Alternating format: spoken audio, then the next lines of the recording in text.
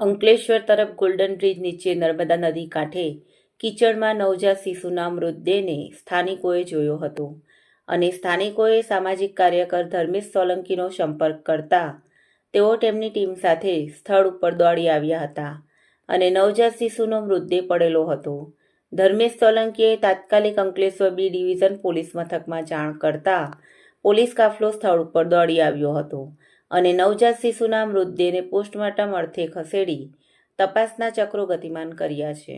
વાગ્યાના સુમારે અંકલેશ્વર તરફના નર્મદા મૈયા બ્રિજ નીચે કીચડ અને ઝાડીઓની વચ્ચે એક નવજાત બાળકનો મૃતદેહ મળી આવેલ હોય સ્થાનિકો દ્વારા મને ફોન કરવામાં આવેલ. હું અને મારી ટીમ નર્મદા મૈયા બ્રિજ નીચે પહોંચતા ત્યાં જોતા ઝાડીઓની અંદર એક નવજાત બાળકનું પાણીમાં બુદાયેલી હાલતમાં એક મૃતદેહ જોવાતા આ મૃતદેહને અમે થોડો બહાર કાઢી લાવી ત્યારબાદ અંકલેશ્વર બી ડિવિઝન પોલીસ સ્ટેશનને જાણ કરવામાં આવેલ છે.